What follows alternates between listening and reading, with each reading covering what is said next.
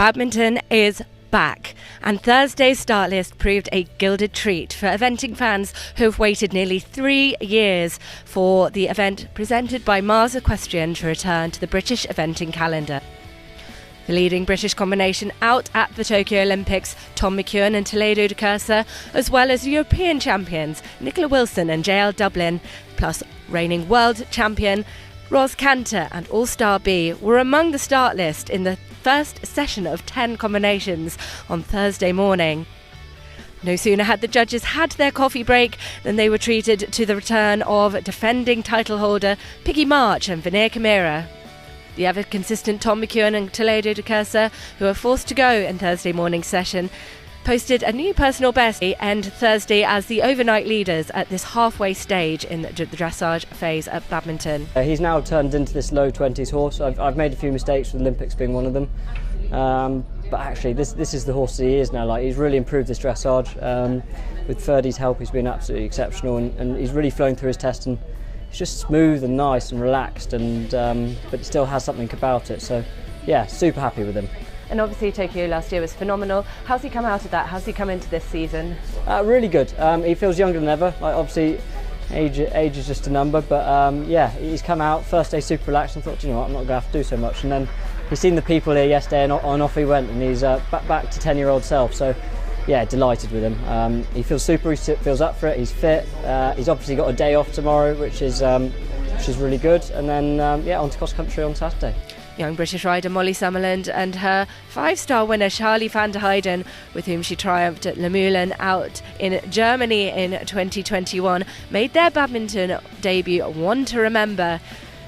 The pair briefly slotted into the runner-up spot, but no sooner had the virtual ink dried on the dressage score sheets than Kitty King and Vondredrie Beats went 0.1 of a penalty better to slide into second spot and push Molly and Charlie down into third. Such an amazing arena to ride in, and I'm really glad that I didn't let him down. We've never been in an arena like that, so I did feel a lot of pressure on myself, but it all kind of went to plan really, and you know, it's our first badminton, so I know it's a big test on Saturday, but to have a good result in there today was a good start.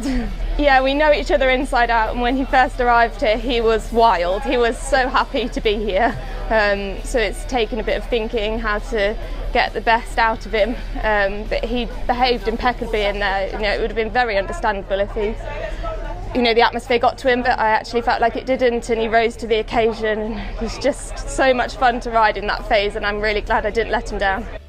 The results mean that there is a British 1-2-3 at the end of the opening day. The US combination of Tammy Smith and Mai Baum are the highest placed international combination at this stage in the competition.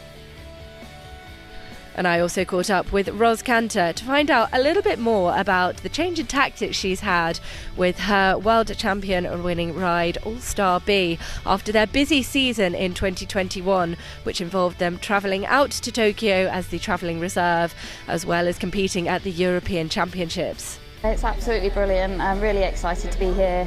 It's really what All-Star B was made for. It's what he loves to do, and his personality this week has definitely gone up a gear in happiness. So yeah, we're really excited to be here. And what's his preparation been like coming into this? Obviously a busy year last year and things. What's the build-up been like for you and him? More laid back than ever. I've had to really challenge myself to change my system with him. We've done much more out hacking, you know, gone off on different rides. He's schooled round the babies round a farm ride and jumped some little fences. It's been much more about his happiness this year and him feeling fresh and well. Last year was obviously a big and a hard year for him, physically and but particularly mentally, I think. I think he found the short formats quite hard work, and going to Tokyo not performing, and then wasn't quite on song for the Europeans.